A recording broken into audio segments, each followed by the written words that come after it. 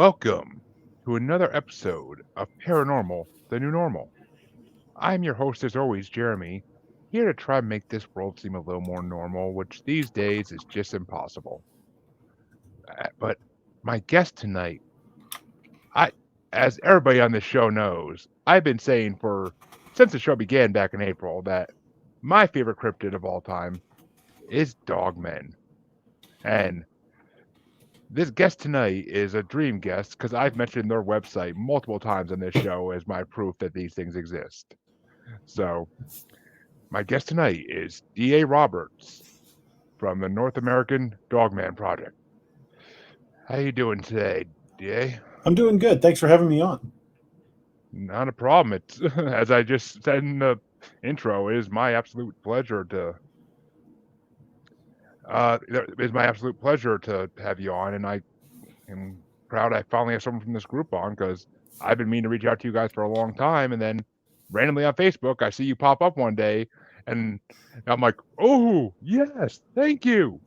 But fates work in mysterious ways sometimes. You But should reach out to Nick Valente too. He's the Region 1/Region 5 temporary director. He'd be a good guest for you too. I could probably introduce you. that would be freaking awesome. That'd be Nick's awesome. always a good guest. I'm definitely down for that. But first things first, the first question I ask everybody on this show is, what got you into the paranormal? Well, I've been interested in cryptids and all things that go bump in the night since I was a little kid. It all started pretty much with the Patterson Gimlin footage and those old early Leonard Nimoy in search ofs back in the 70s when I was a kid. But my mother used to tell me stories about when she grew up in a haunted house, and we had a number of odd things happen on our farm, and it just really fueled my interest in pretty much all things paranormal and cryptid. And I've been more on the cryptid side, but more recently I've been getting more into the paranormal than I used to. But I've just pretty much my entire life I've been addicted to everything that went bump in the night. Which, yeah, I mean, I find that's the most common answer for that question is it all starts in childhood because we all experience things, or we think we do, that we can't explain. Or unless you're like me and you experience nothing, and the fact that you experience nothing makes you more interested. Because then it's like, why am I not experiencing things when people I know are? So, Yeah, kind of two sides of the same coin.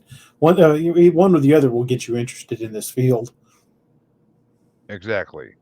So, the second question I always ask everybody is, have you had any experiences yourself where you actually have seen something, and it doesn't have to be Dogman related, it could be anything related, but Well, I've had a few brushes with what I believe were Bigfoot, although they weren't visual sightings.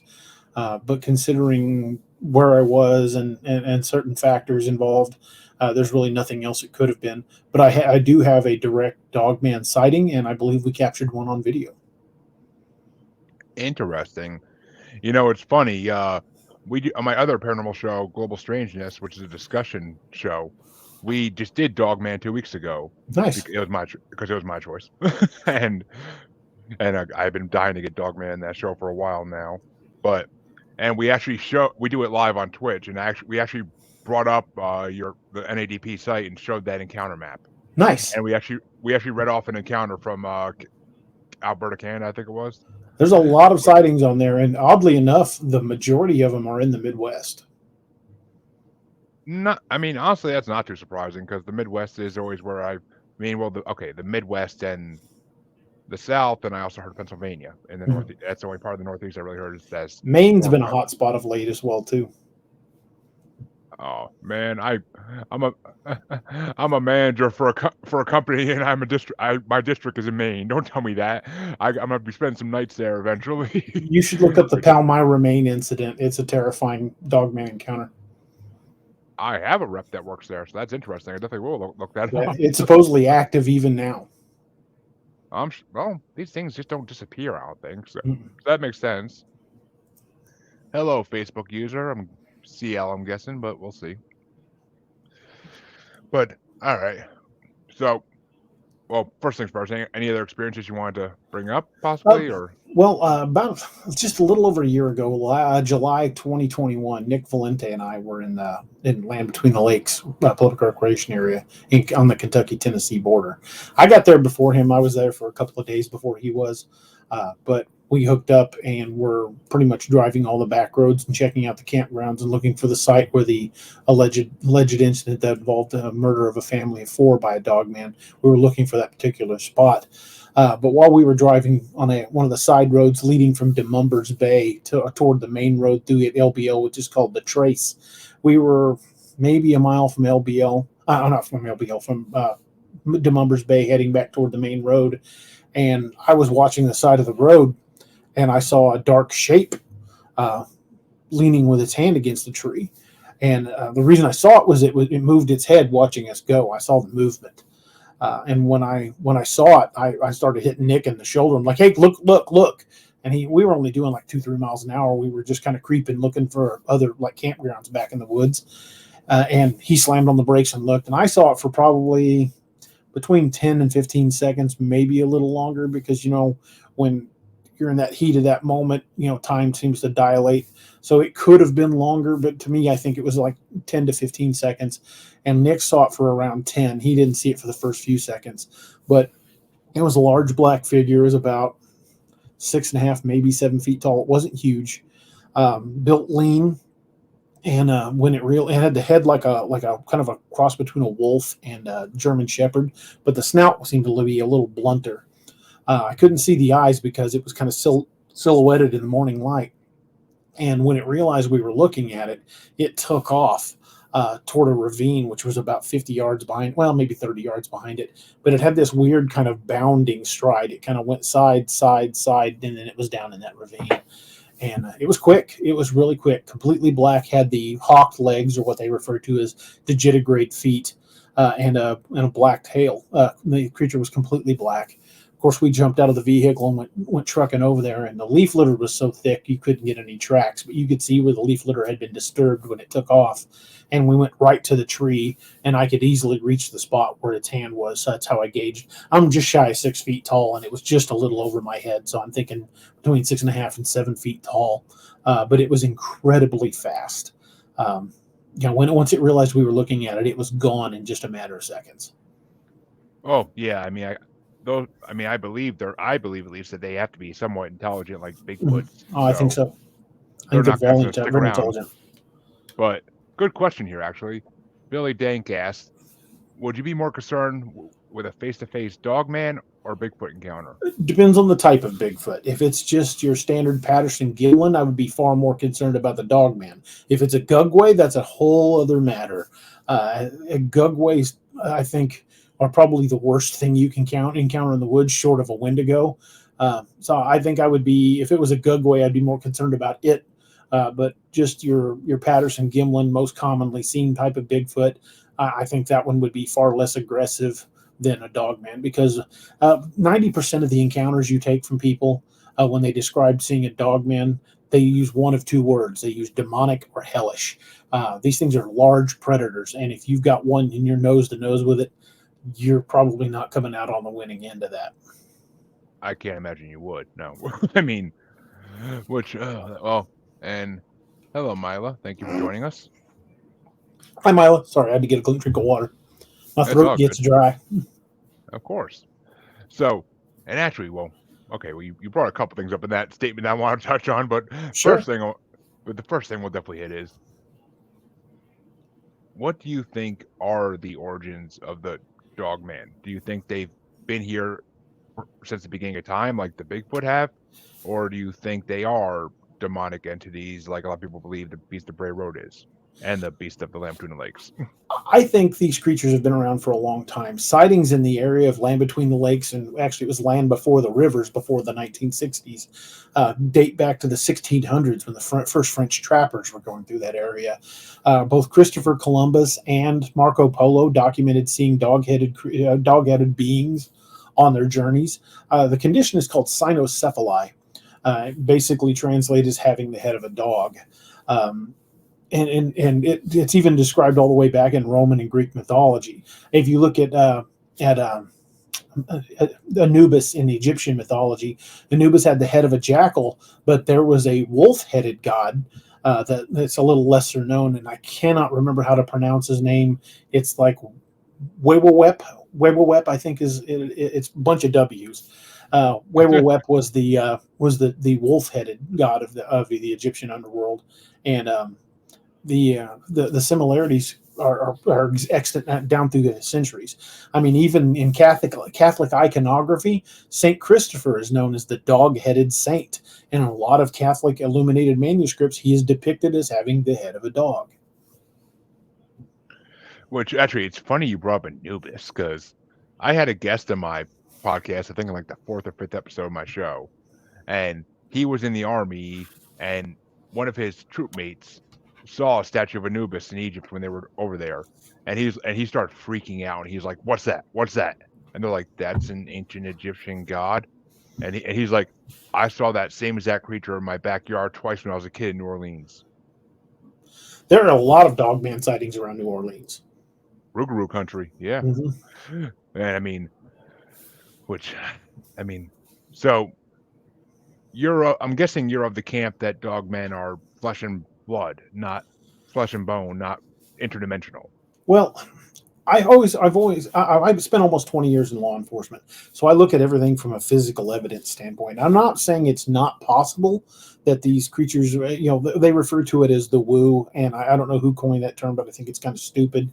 But anytime you get a report where they mention him being extra dimensional or can cloak or anything like that, it's generally lumped into that category they call the woo. And I will never be the guy that says that's impossible, that it couldn't possibly happen. We know portals have been opened by CERN and the Super Collider, so portals are a thing. Portals do exist, and I'm not saying these creatures can't, but Occam's razor says that the most likely explanation is usually the choice.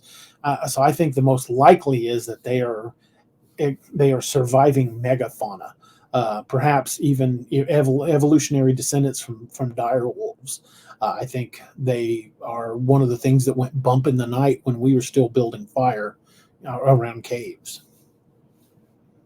I like that one. I like that right there. That just, to me, that makes sense and I never thought of them as like, well, I guess I have in a way, because I mean, same as Bigfoot could have been Gigantopithecus or Gigantopithecus, however you say it. But I mean, it definitely. I mean, I feel like Dogman had to have existed for a long time because I would like most people, I would assume that's where the legend of werewolves came from. Mhm. Well, I think the legends of the werewolves grew as an attempt to explain why there were these remnant populations of these dog-headed man-like things. I think these things have been around for a very long time. There are dogman sightings all over Europe. There are dogman sightings in England. There are dogman sightings in Australia. I've talked to researchers that have sent me videos and pictures from all these locations. So it's not difficult or even a really big stretch of the imagination to think these things still exist in remnant populations, much like Bigfoot. And Bigfoot's seen all over the world under 1,000 different names. Yes, it definitely is, and it's. I mean, I just had a thing I was gonna go for, but I mean, Australia. I mean, Dogman in Australia. I've yet to Mhm. hear a story about that, but I mean, in I the could land put of you the in touch with a couple of guys that have got their own YouTube channels. ooh, because I mean, oh well, in the land of everything that can kill you, I could believe they would be there. Yeah, I think pretty much. What was it? Like 8 of the 10 deadliest snakes in the world are in Australia. I mean, everything on that continent's trying to eat you or kill you. Yeah, and I mean that's the creatures we know about. I mean, Hmm. don't even get me started on the bunyip and the yowie, but Hmm. it's just, but what do you think about the fact that I mean, do dogmen actually run in packs? Do you think, or are they solo creatures? I firmly think they do. I think if you see one, it's the one they want you to see. Um, they are likely hunting you, and they're trying to get your attention on that one. Much like in the first Jurassic Park, where the one raptor got his attention and the others closed in from the sides. It's a Yep. pack mentality, and wolves hunt that way. They will one will run an animal until it's about ready to drop, and the rest of the pack will close in. It's a pack order, a hierarchy of the way these things hunt, and they are a super predator. Oh, I mean, yeah, they are.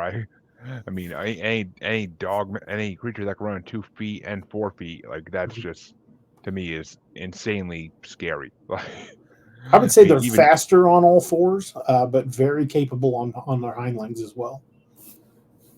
so, let's jump into what do you think of the Beast of Bray Road? Because I mean, I've watched a lot of documentaries on it. I've heard a lot of stories about it. I mean, I've read Linda Godfrey's stuff on it, and do you think that that town was actually into like satanic rituals and stuff, and that's why they summoned this creature, or do you think it was just always there and they happen to run into it finally? Well, a lot of the characteristics of the Beast of Bray Road are echoed in other locations. I don't think it had anything to do with any type of ritual or summoning. Dogmen are seen around cemeteries a lot. I don't know why. I can't explain why, but they are seen around cemeteries. In fact, if you look on my YouTube channel, there's a video I shot when I was in LBL, and while I was at the Nickel Cemetery, there was something moving in the trees around me, and I couldn't catch it on camera.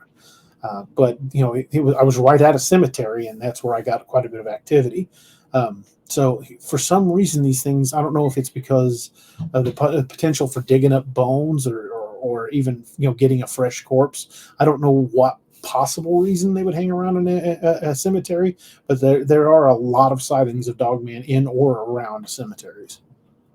I mean, I was gonna say, I mean, a dog just wants a bone, Yeah, but exactly. so I mean, but I mean, yeah, the Beast Spread Road is like the most fascinating one. Well, okay, second most fascinating one to me because it's been seen for what 60, 70 years now at least. Oh yeah. So it's to this day. I mean, they still report sightings of it, and I mean, they basically celebrate it at this point. It's a way for them to Mhm. get tourism with that over in that way. If But you go to LBL, the north end of LBL in Grand Rivers, it is totally the opposite.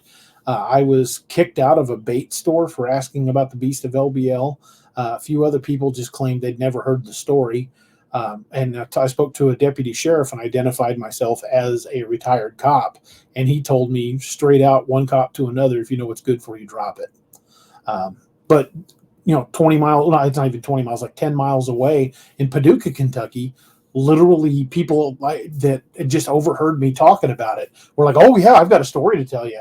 In Paducah, they all knew about it and were perfectly happy to talk about it. But Grand Rivers makes a lot of their money off tourism, off the bass tournaments they have on those lakes, and they did not want to talk about it and were not happy when I brought it up. well, sure, they don't want to scare people away from their tournament, but Right.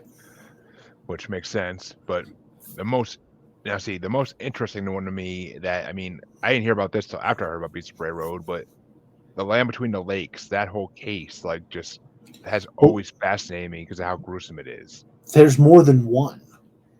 In 1974, one of the game and fish officers saw a couple dismembered in Demumbers Bay. He saw it from a boat Really, and couldn't get to him before it killed him. yeah. So that So he actually, there are multiple stories of these creatures killing people in land between the lakes.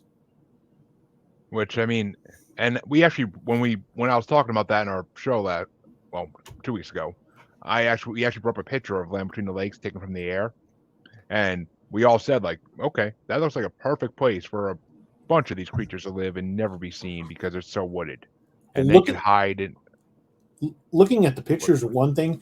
Being there is totally different. I grew up deer hunting. I've been in and out of the woods in Missouri my entire life. I've hunted everything you can hunt just about on North America.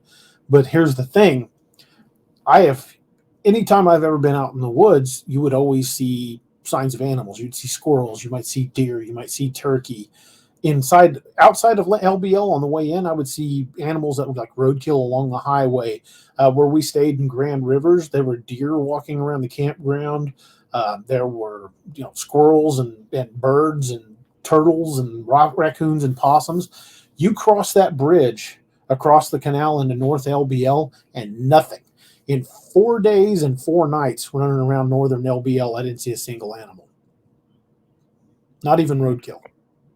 Which tells you something's definitely active there, and the animals know to either avoid that part or they're all getting eaten if they are there. Right. And there were two particular places where I'm generally, well, my mother used to say I would blunder in where angels feared to tread. She used to say that about me as a kid, and even as a cop, I always wanted to be the first guy through the door. Anytime we were doing anything, anything going, serving a warrant or anything like that, I always wanted to be the first guy through the door. I was the point guy on the riot team for almost 4 years. I always wanted to be that first guy in, and I was good at it.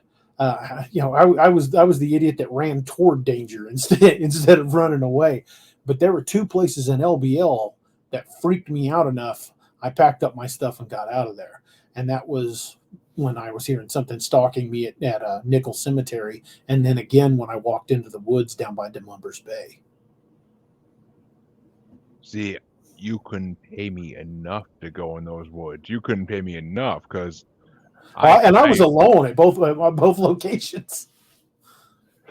Oof, I mean, even if you had a gun with you, I don't know if it would help in these situations. I really don't, because they're fast and they're going to come at you from the angle they can get you. It would depend on how close they were when you saw them. If they were closer than say 20, 30 feet when you notice them, you're not going to get a weapon drawn in time to save yourself. They are too close. You're going to have to see one at 40, 50 yards in order to be able to get a weapon up in time, because the one I saw was just incredibly fast. It covered 30 yards, maybe 35 yards in 4 bounds, and it was maybe 3 seconds, maybe just bang, bang, bang. Which let me ask you this: do you think the government knows these things exist and they're just like covering it up? Like they did with aliens for years. I'm a firm believer that the government has known about these things for a long time. And I'll tell you my crazy tinfoil hat theory if you want to run down the rabbit hole with me. One of the first known recorded encounters of a Bigfoot killing somebody is the Bauman encounter. The Bauman encounter was recorded in the book The Wilderness Hunter by Teddy Roosevelt before he was president. The level of detail that is in that story is not something you would get from most people that have an encounter. I know I've taken hundreds of encounters, personally, and you've got to draw details out of people. They don't tell you where they put their beaver traps. They don't tell you what kind of trees were around their campsite. They don't give you that level of detail. So me and a number of people that I've spoken with believe that due to the level of detail, Bauman was actually Teddy Roosevelt. And the reason that he didn't report it as being him is he still had political aspirations and he didn't want people thinking he was crazy because he saw a monster in the woods. So if you accept that theory that Bauman, from the Bauman incident, was Teddy Roosevelt, you flash forward to Teddy Roosevelt as president, what's one of the first things he does? He creates the National Park Service, cordoning off millions upon millions of acres of land that we're still not allowed total access to today. Yep, which I never thought about that way, but that makes sense. And I mean, Teddy Roosevelt was known for being a huge outdoorsman and doing everything outside and killing every creature imaginable. He hunted dangerous animals like Cape buffalo. Nothing scared the man, but something put the fear in him enough to make the National Park Service. Definitely. And flash forward to today, where are all these missing 411 cases that David Pilates is talking about? National parks. They are, which we can get into that in a second. Definitely do this. But hi, Emily. What part of Kentucky are you in? Emily, for those who don't know, is the host of WT Freak Live. Awesome. Another paranormal show. I don't know what part of Kentucky you're from, Emily. I'm not familiar enough with you to know that. But so we just said it. What the heck? We just national park. So, which it's funny because I mean, Teddy Roosevelt killed so many things. Like you think if anybody would have discovered a Bigfoot and killed it, it would have been him. Like you would think. I would think, considering the unless he did, I bet he tried. Or he did, and it's just locked away in a government facility somewhere. Yeah, he may have brought in proof and said, we can't ever talk about this. But the crazy thing is, if you look at the missing 411 cases, the missing 411, the hunters where hunters who were armed and familiar with the area they were at went missing and no trace was ever found. Massive searches were established for these hunters, and no trace was ever found. And these guys had hunted the same area for years and years, and they were armed. Now, I've taken dozens upon dozens of encounter stories from guys who literally had a Bigfoot in the crosshairs of their rifle. My co-host on my show, Anthony Canatella, he had one in his rifle scope, and he didn't even believe in Bigfoot till he saw it through his scope, and now he's an absolute believer. But I've talked to so many hunters that literally had one in their scope and decided not to take the shot. I think the missing 411 hunters are ones that took the shot. Possibly, which we'll get to that in 1 second. But apparently, Ashley Hale, another list person who's been listening a lot lately, she's in Kentucky as well. Hi, Any of that area sound familiar to you? I have not explored Kentucky a lot. Most of what I've done was around land between the lakes. Yeah, I mean, if you're going to be looking for Dogmen, that's where you need to go first. Is land between Yeah, the lakes. that was the whole point of the expedition. I believe it. And see, I would go there, but I would want at least 3 or 4 fully armed people with me in case something happens. There's backup in case something tries to kill me. Yeah, I'm the idiot that went in alone, even at night. Well, I mean, yeah, at night that'd be insane. I mean, just that story of like the college kids that went up there and they built a campfire, and all of a sudden they hear something like around the campfire, and then when they finally start packing up and get ready to go, they hear like that undogly even sounding howling and grunting that like It chased them thinking out, about it. scratching the back of their van. Yep. I mean, it's a classic story, but Great still, story. It is, but it's just. I've got another college kid story, but this one's from here in Missouri that I think you'll enjoy. Took a report from a group of college guys went out camp in the Mark Twain National Forest. And of course, being college guys doing what college guys do, went out camping, they were all drinking quite a bit. Well, one of them decided he needed to answer the call of nature, and he gets up and he walks out of camp away from the fire, finds a tree, leans against it, and he's relieving himself. Well, from behind a big bush about 20 feet away, he starts getting hit with pine cones. And he's convinced it's his buddies. He's like, knock it off. And he still gets pelted with them. So he finishes and goes back into camp, and all of his buddies are still in camp. He's like, which one of you idiots was out there throwing pine cones at me? We're like, dude, we didn't leave the campfire. There was nobody out there. He's like, well, I'll show you where it was. So they go back out to the tree where there was still a puddle on the ground, and the bush was gone. The bush was gone. Yeah, it wasn't a bush. It was a Bigfoot crouched down, pelting him with pine cones. Oh, and actually, that does sound vaguely familiar, but I can't place where I think I've heard something similar to it. I've talked about it on my show a few times. It's one of the encounter stories I've taken. I thought it was a really good story. I'm like, you guys gonna go camping back out there again? He's like, not on your life. I don't blame him. I don't blame him either. But what do you think of the story of the family that got killed in LBL? That like with the daughter's body like up in the tree, and the fact that they try to blame it on a serial killer. Yeah, I think the event actually happened. I do believe it was a Dogman. And the reason I'm firmly convinced of this is Jody Cook, who is the founder of the NADP, actually interviewed 2 of the state troopers who were there. One of them was on his deathbed, was dying of cancer, and the other, late in life, decided he didn't give a crap what anybody said. He was just going to give his account. And Jody's got the recordings of talking to both those men and signed affidavits. So Jody spoke to eyewitnesses, and they basically said, yeah, we were told to keep quiet, and the reports were all basically buried. Which makes you think, like, yeah, it may be the Park Service, but there's gotta be like the Men in Black, or I mean, they're not called that anymore. Now they're called, I think, the Khaki Men or something like that, because they dress differently nowadays. Because nobody wears a black suit and tie every day anymore. Little on the nose if you show up dressed as you're going to think you're one of the Men in Black or one of the Blues Brothers. I'll take 4 whole chickens and but we're on a mission from God. Oh God, I love that line. I do too. That's a great movie. That movie's classic. But yeah, I mean, because the khaki men, as they're called nowadays, because they basically, from what I've heard, they wear Hawaiian shirts and khaki shorts to blend in with suburban dads everywhere. And because I mean, I'm a suburban dad, and I sure as hell don't wear Hawaiian shirts, but okay. I do. But I have a bunch of Hawaiian shirts with Bigfoot themes on them. now, see, if I had those, I'd wear them. But They're on Amazon. If you go on Amazon and search Bigfoot Hawaiian shirt, there's like 1,000 of them. I'm slowly making a collection of them. I've got about half a dozen of them so far. I definitely have to look into that. But so, I mean, I think the Men in Black cover up more than just extraterrestrial sightings. I think so too. I think there's a I lot think of this where people are being told to shut up. There are channels who have been knocked offline. There are reports that have disappeared. I know, for where we believe we caught one on tape.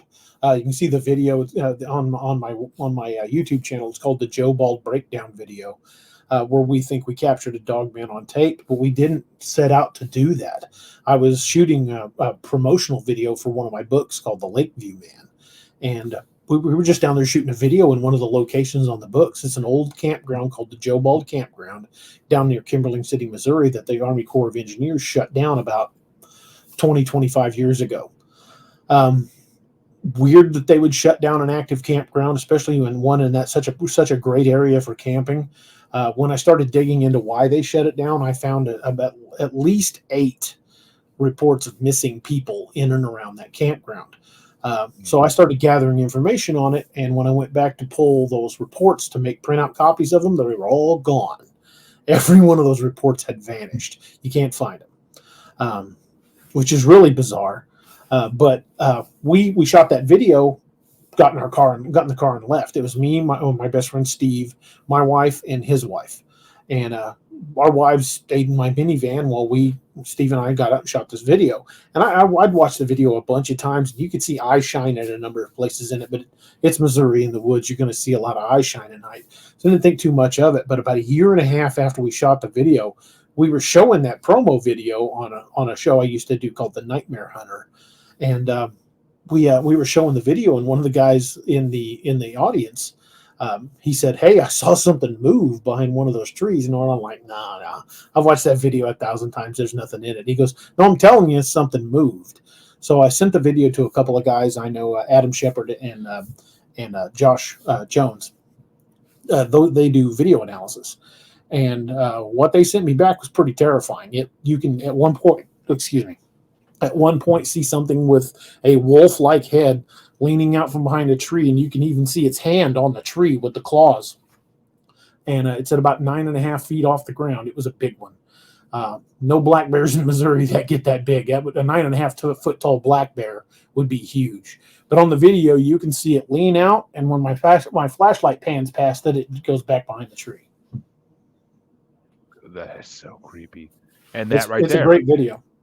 that demonstrates their intelligence. If they know a light's coming, duck back. Like that. And they got within about 30. Well, I showed it to Nick Valente, and he believes there were several in the background.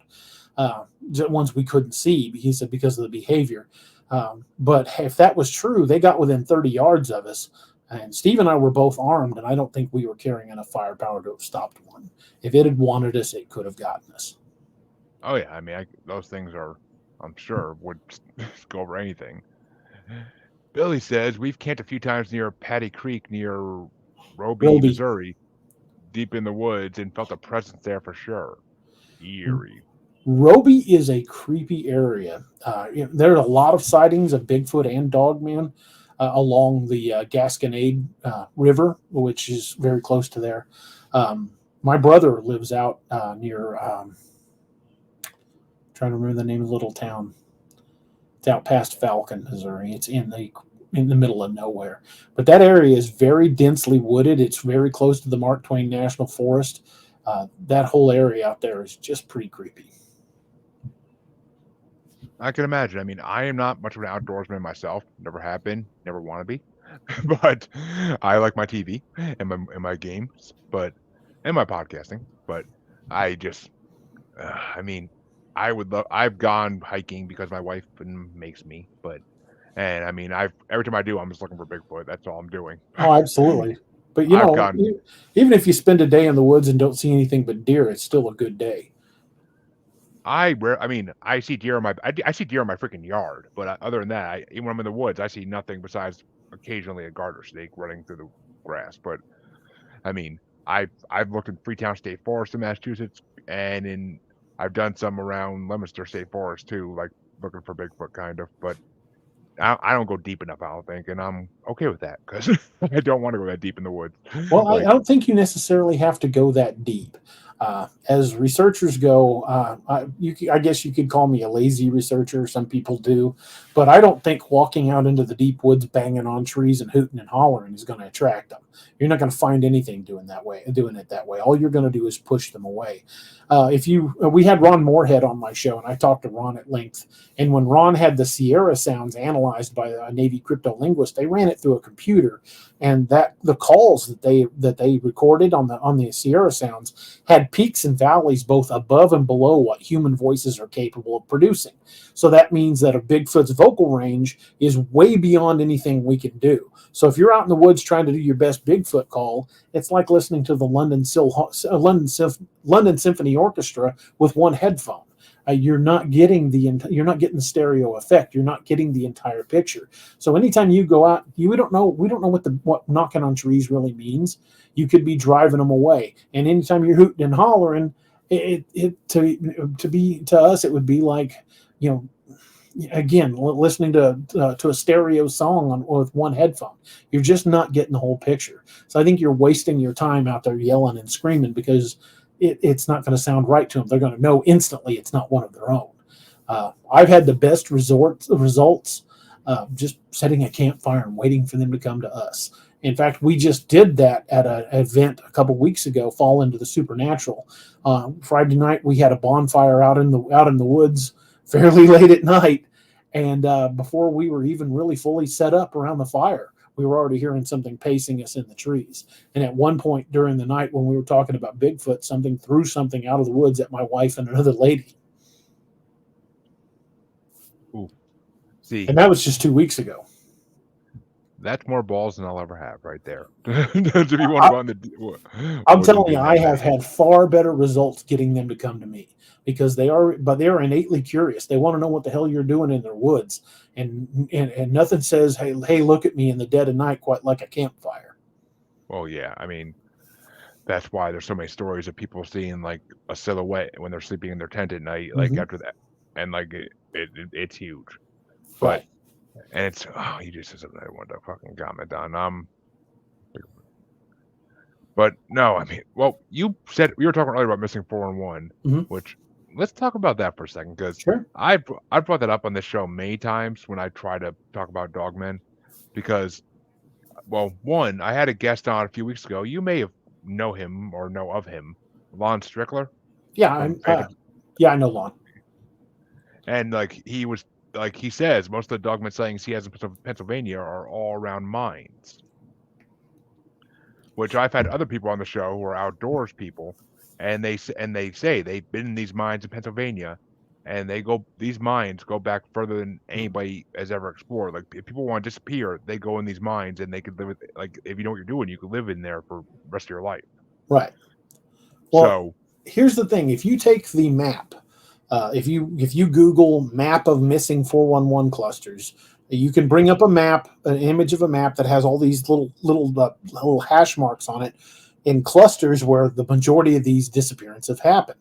And if you take that missing 411 map and put it up on your screen, and you bring up a map of known cave systems in the United States, they yep, almost perfectly match. they do basically perfectly match. I've seen it done on Facebook and everything, and that's what made me really start thinking about it. I'm like, you know, these caves be a perfect place for all these different cryptids to just hide out and Right. during the day maybe and just hide in these caves and sleep during the day and then at night they go out and try to find food.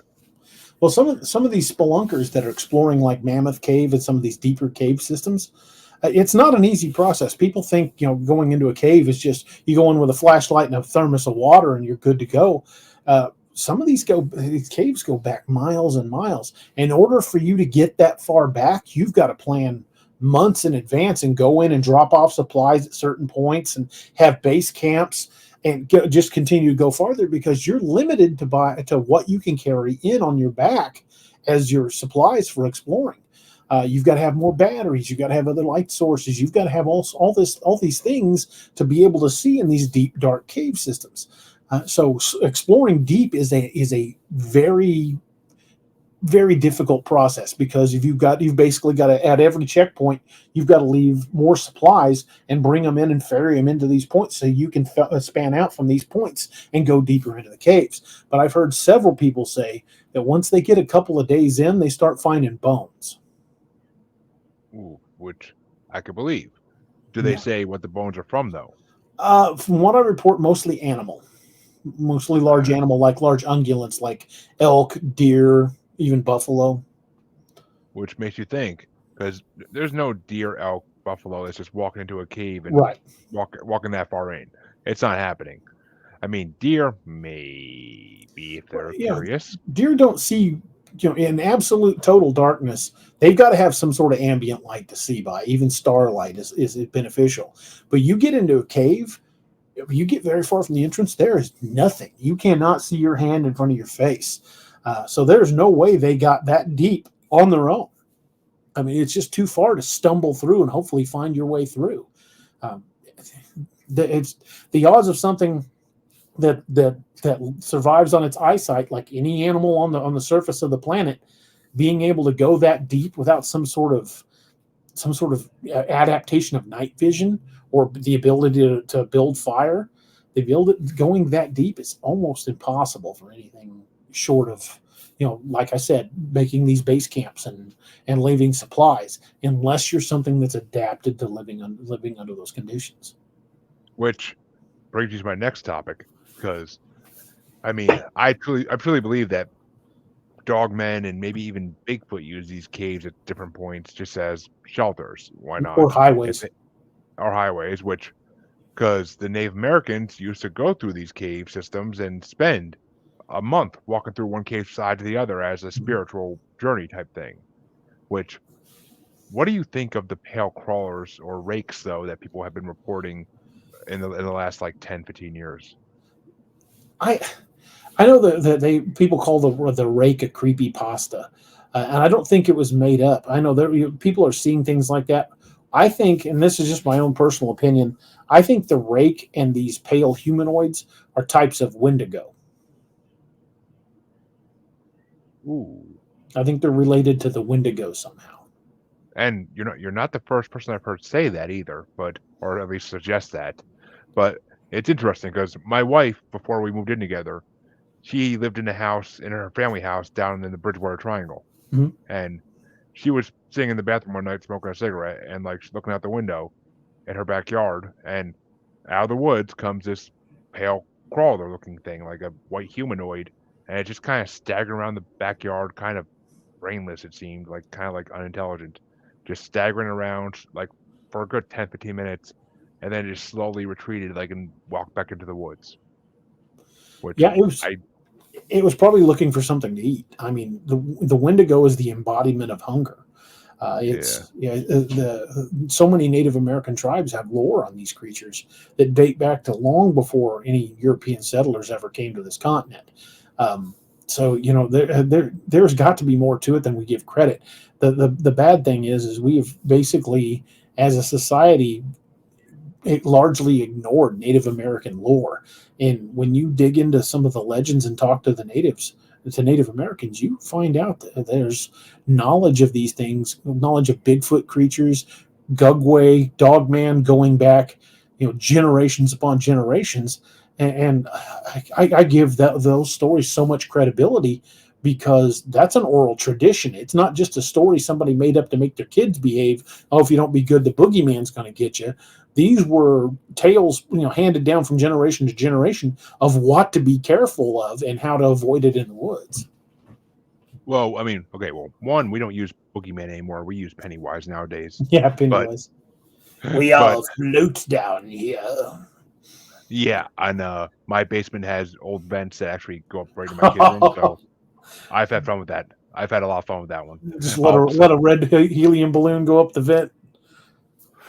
I've never done that part, but because I mean, if I pop open the vent, they're gonna see it because we close the vents off and seal them up so heat wouldn't get wasted. But I mean, but I'll stand right beneath it and lift it up like just with a finger and be like, "Hello, kids, want to play?" And like the first time I did it, they ran screaming out of the room, and I kind of I should have waited and used that at a better time, but the other, You want a I balloon? mean, yeah, the other thing though is I mean. Yeah, Native American lore is so important. I mean, the fact that they say they traded, some tribes say they traded with big hairy men, Hmm. which that right there to me screams Sasquatch, like Well, 100%. the Lakota word for Bigfoot is Shietanka. And what that translates as, it doesn't translate as big hairy monster. It translates as big brother. Yeah, I've heard that before. Yeah, I mean, it makes sense because I Mm. mean, if as long as you weren't doing anything to destroy their land or invade on their territory, I doubt that Bigfoot would ever really harm you. Well, now there are a lot of Native American tales of them coming into camp and carrying off women or children, sometimes even men. Well, I mean, there might have been some cannibal tribes, just like there was with Well, every I think culture had when it cannibalistic comes tribes. to, I think when it comes to Bigfoot type creatures, I think you're going to have different personalities, just like you do in people. Some are going to be friendly, some are going to be mean, some might be a potential serial killer. I mean, there's so much potential in these creatures. If they are as intelligent as we suspect, then you're going to run into different personalities. You're going to find ones that kill just because they can. Now you keep saying that name, Dugwai, which Gugway. yeah, I can't say I've heard that before. Gugway is an old Iroquois word. It was actually kind of passed down from the word Cookway, but it means face eater, and it's a Bigfoot type creature, basically with the face of a baboon. Much more powerful, and the reports of these Gugway creatures are all very very aggressive. The Lakota used to refer to it as the Bear Man, because it looks like the face of a bear, but it's a mandrill, but it's built like a Bigfoot. It's got upright.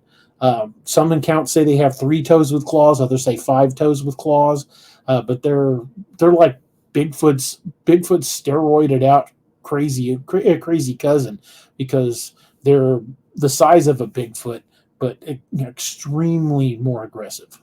Bigfoot and Gugway encounters are all very very aggressive encounters. Yes, which I mean, most dogman encounters are not typically aggressive. From what I hear, a lot of dogman encounters are like a lot of bluffing and like running at you, then or avoiding you you the last.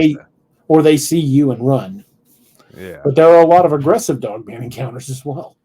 I'm sure. I mean, well, if they're as intelligent as Bigfoot are, then there's going to be different types of them that want to react different ways because either they're sick of people coming to their territory, or they're just going to play with them, or they're going to avoid them. I mean, same as a lot of Bigfoot. If they hear humans, like you said, with the calls, like they can tell the difference between a human call and them trying to do a Bigfoot call and a regular Yeah, Sasquatch call. exactly. The Choctaw have a legend of the Bigfoot and the Dogmen going to war over territory. I was actually going to ask you if you ever heard of like actual like a Bigfoot dogman like fight somewhere.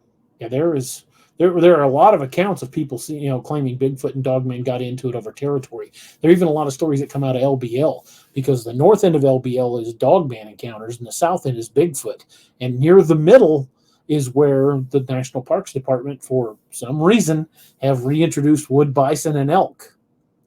Um, almost Wonder like why? they're putting, and you're not allowed to hunt them.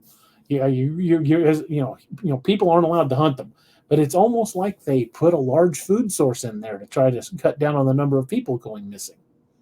You think? Yeah, it's really weird that they would put these massive ungulates in there with and just let them run. I mean, it's a food source. That makes sense. So Ashley asked, "What do you think the best book is to read about Bigfoot information or Native American stories of them?" The best sources I've ever had weren't in books. They were talking to people. There's a podcaster named William Nighthawk. He has a channel called Nighthawk's High Stranges.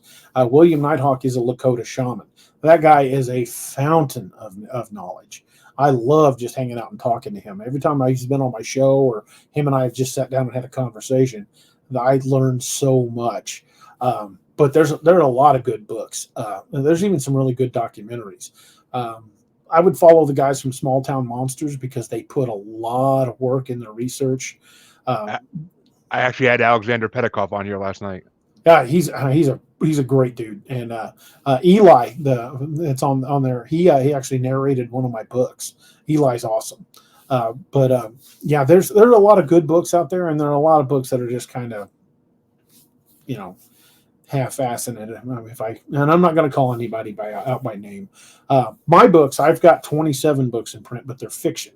I write fiction, but I've used a lot of the encounter stories I've collected over the years to create the behaviors of the creatures in my books.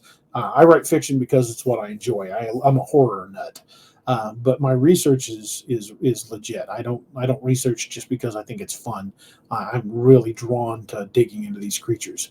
I am planning on doing a series of nonfiction books, like field journals, kind of thing like that. Um, I want to do one that's just on the different types of Bigfoot from around the world. I'm actually looking at it. I've been talking to an illustrator who'll do an illustration of each type from the descriptions, and we're wanting to do something like that. But as far as books that are anything by Ken Gerhardt is really well researched. No Ken's a really good dude. Him and Lyle Blackburn really dig in Oh, and know their territory. Lyle Blackburn is amazing. Yeah, really good dude. Um, I'm trying to think anybody else. I know I've got a bunch of books but they're behind my green screen, so I can't I read mean, off any of the titles. anything by Stan Gordon is Mm-hmm. always Oh, fun. absolutely. Or anything by Or Lauren Coleman. yeah, Lauren Coleman too. Linda Godfrey. They're Mhm. all Linda amazing. Godfrey is I consider the grandmother of the Dogman stories. Oh, She she really is. is the first one that kind of brought that to light. But there are stories of Dogman type creatures prowling around different areas that date back generations. So seeing these creatures is not new, but she's the one that kind of brought the name Dogman to light. Oh, didn't she spent like a full year out in Bray Road area Mhm. just like researching this and like Well, she lives listening in to the Elkhorn, stories. which is right there. True. Did she at the time though? Yeah, yeah. When she first Oh, heard about it, she was a reporter for the Elkhorn paper. okay. Yeah, it's been a while since I heard her like full bio told, but it's yeah. I have a couple of her books somewhere in this house. I just keep forgetting where they are. But Oh, Ashley, another great book if you want to read. Uh, my good friend Barton Nunnally has a series of books. He's got two books called Mysterious Kentucky, volumes 1 and 2. Read those books; those are fantastic. Barton's a hell of a guy, and he has got some great knowledge to share. oh yeah, basically anywhere you live, just literally search that for a book title with the name in it, and you'll find some cryptid books there. I have a couple that one of my guests on my podcast wrote for New Jersey, Mhm. Eleanor Wagner. I know the name. I Yeah, may actually have that book. I have all well, I have her three Mhm. nonfiction books. Her fiction book was a little bit too teenage romance for me, but I didn't want to buy Well, anything. But trust me, there are no teenage romance in any of the books I write. They're I they're they're I know they're pure I'm horror. I'm curious now. 27 books, holy shit! And like, oh my god, And I'm about a like quarter of the way into book number 28. God. And are they all Dogman related, or are they just all different cryptids? There's a lot of different cryptids. I have a zombie series. I also have a sci-fi series. But the thing about it is all of my books interconnect. You'll see characters from one series show up in another.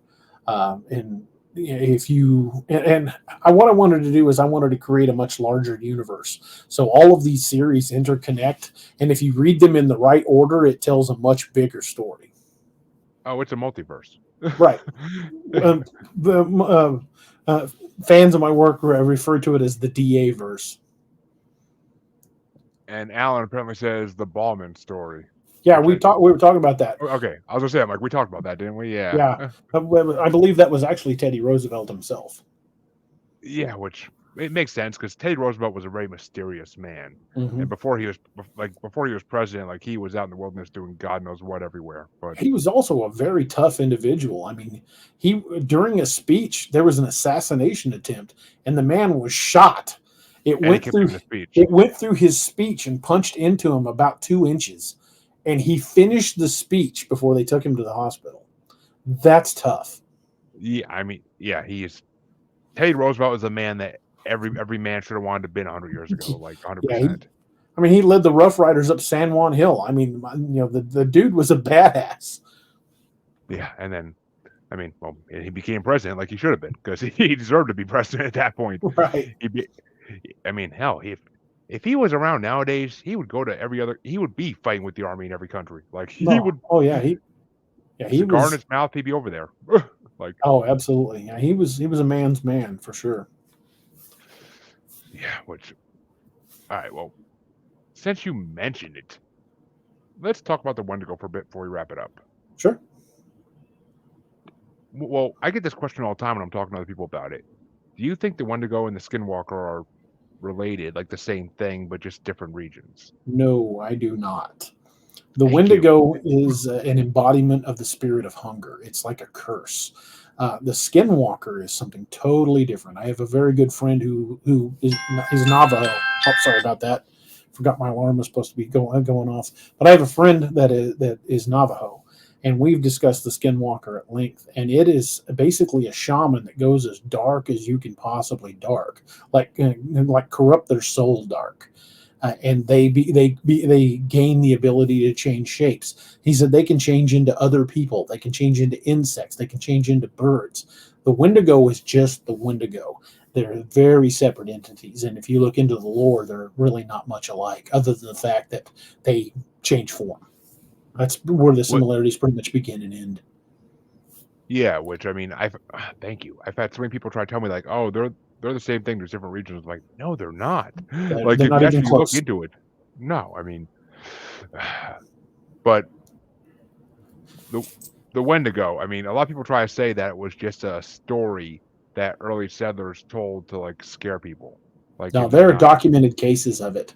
In fact, one of the most famous cases was a guy named Swift Runner, a Native American, who was actually hanged for cannibalism on it. He ate his family. And in modern psychology textbooks, there is something called Wendigo psychosis. Just about, I want to say about 20 years ago, there was a guy on a bus, on the Trans Canada Highway that just it was just riding along, heading on to wherever he was going, and just snapped and killed and started eating one of the other passengers. They evacuated the bus, and when the police took the guy down, he had chunks of flesh cut off this poor guy that he killed in Ziploc bags in his pocket. Um, and they say he was a victim of what they call Wendigo psychosis. But if it falls right in line with what the Native Americans say, that the Wendigo can possess you. So, was he possessed by the Wendigo? Was it a psychotic break? I don't know, but I do know the guy was hospitalized instead of going to prison, and he's out now. Ooh, which I mean, well, I'm sure they're keeping an eye on him. I'm sure. Hopefully. But I mean, it's funny because whenever I think of the Wendigo, I always just think of like the Monsters and Mysteries in America Mhm. segment, like where they had like the teeth chattering in the background, Mhm. and like that's all I hear when I think of the Wendigo is that noise, like That, that's that, all I click, think. that clicking sound. That's The, all I hear. Yeah, but the Native Americans have been talking about Wendigo for a very long time. In fact, if you ask William Nighthawk uh, about them being told as children not to whistle in the woods, it's because you can attract the Wendigo. There are Wendigo sightings all throughout Canada, a lot of the northern states. There have been sightings of Wendigo in Colorado, pretty much anywhere where it gets cold. It's generally the spirit of famine that comes in extreme cold temperatures. Which I mean makes you wonder, like, Mhm. is it like a frost giant type thing, like for Native Americans, kind of, where it's just like an ancient deity almost, like, or I think like a I think hell. it's more like a demon. I think it is the physical embodiment of pure hunger, like to the point where you would eat other people. Um, and in fact, the original legend stated that anybody who ate human flesh could be cursed to become the Wendigo. I think it very much can possess people, and I think in extreme cases they will start adapting. Their body will start changing. They'll be very emaciated. They'll be very gaunt. In some depictions, it shows them with like the head, the skull of a deer or an elk with the antlers sticking out. I think that's a mask. I think they actually wear that um, because they will kill pretty much anything and eat it. Some they talk about how in the hunger they've chewed their own lips off or stripped the Yeah. flesh from their fingers.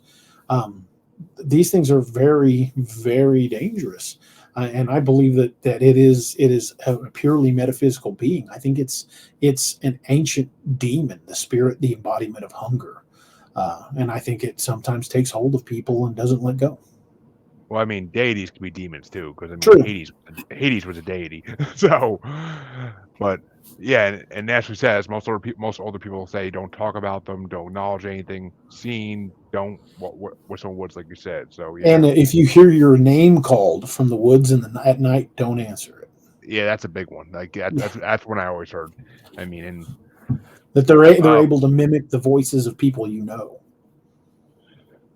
yeah, which I mean, that's also something that, and that is something that's also been related to demons, is that they can imitate voices to get you to do what they want. Right. So I mean, it could really be all copic stuff. They could very much well be demons. Like that's possible Mhm. if you believe in that type of stuff. Some people like to say they don't, but I am a firm believer that there's evil things in this world, whether you want to call them demons or whatever you want to call them. There are evil underworld entities in this world that are not meant to be here, but they are here. Yeah, every civilization down through recorded history talks about creatures very similar to what we refer to as demons. Yep. So I think they're a very ancient type of entity of vast power that likes to taunt humanity. They attempt to corrupt. They can attempt to destroy. And whatever religion you describe, whatever religion you believe in, um, there's some version of what could be considered a demon in all of them. Yeah, I mean, it's just yeah, it's the way it is. I mean, it is that way, and I mean, honestly, last night I'll tell this one last experience, then we'll wrap this up because I don't want to keep you all night. But last night I was asleep. My wife was up to like 1, 2 in the morning, whatever, and our dog, we have a mastiff, a 7-month-old mastiff, and until today she was staying in a cage in the garage for the last like month or so, and all of a sudden last night my wife said that she started making sounds that she never heard a dog make before. Like it sounded like something was trying to kill her. So my wife ran out to the garage to check on her, and the dog was visibly shaking. And so she let the dog out of the cage and like brought it in the house. But she said when she turned around to go back towards the house, and it's the back of my garage. It was originally a chicken coop that we used for a chicken coop, Mm-hmm. and there's ladders there that go up into the rafters. Well, not the Mm-hmm. rafters, but like a loft. And by the ladders, she said she saw some kind of shadowy figure like standing there. Like she thought she didn't want to stick around and find out. But I mean, we've known my house has spirits, but Mm-hmm. there may be something else here that we didn't realize was here. Well, you start getting into the realm of shadow beings, and those, across the paranormal spectrum, people report them. And heck, I'm not a big, I refer to myself as a psychic brick. I'm generally not the guy that has paranormal experiences, but even I've seen shadow beings, and they're pretty frightening. I've never seen one. My wife has, because in the house she lived in the Bridgewater Triangle was built on Native American burial ground. So she's, I mean, it's like straight out poltergeist that house. I've never seen anything in that house, but I've gotten some creepy ass feelings at night. Like I've when you have chased them as a cop. shadow beings, really? Hmm. I was clearing a building, and was on a floor where I was the only one on the floor, and saw one cross between two pieces of equipment, and I spent, you know, a considerable amount of time running all over that floor trying to catch it, and it finally disappeared near the elevators, and the elevators were not in service, so it didn't get away. There was no stair opening. There was just those elevators, and when I got to the elevators, it was just gone. Well, I mean, shadow beings are one of those things that I believe could be dimensional. They could Mhm. be Well, slipping it in and could out be of something dimensions. demonic. I mean, we don't know. Yeah, we don't. I mean, A remnant of a ghost or a revenant or something like that. We don't know what they are, but people report seeing them all over the world. well, as my listeners know, I actually have a theory about evolution of ghosts, but I will save that for another time. Or if you guys want to have me on your show sometime, I could tell it there. Sure, I also might have to have make that a happen. I also have an extraterrestrial theory that's very out there, but some people love it, some people laugh at it. But Hey, the thing is what people fail to realize is whether it's the paranormal field or ufology or cryptids, there are no experts in any of these fields. Anybody that claims to be an expert is out and out lying to you and probably trying to sell you something. There are no experts in any of these fields, and all we have are theories. Yeah, your theory on any of this is just as valid as mine. Anybody in the audience that's listening tonight, if you've got a theory, that theory is just as valid as anything we could come up with because we don't know. That's why we're digging into these fields. We want to learn more. We want to find facts, and by taking these accounts from people from all over the place, we can compare these accounts and look for commonalities of behavior, and that's how we start developing true knowledge on these types of creatures, be it cryptid, be it ghosts, be it whatever. We look for commonalities in the sightings, and that's how we start developing patterns of behavior, and that's what we're actually going to be able to build off of that is going to lead us to a final answer. which I agree with that 100%. I say on the show all the time, we know nothing about any of these things. We just think we know things, and Right, we can't prove it. We can't prove any of it yet. We can't prove any of right. it yet, but I think the time's coming where we will be able to prove some of it eventually. But that time is still not near. So, Da, tell them where they could find your show and where they could find your books, and just sell yourself basically Awesome, before thank you. before we end the show. You can check out all of my books and all of my writing at daroberts.net. There's actually a link to my podcast on there as well. You can find my podcast on YouTube, and it's actually part of the Parapost network as well. You can find it on my Facebook pages. But the show's called Ex Machina. We generally have a show every Wednesday and Saturday night, unless I have a convention appearance or have to be out of town for some reason. But you'll find us on Wednesdays and Saturdays at 8 p.m. Central. We generally run about 2 hours. Sometimes we'll go a little long if the conversation's really flowing.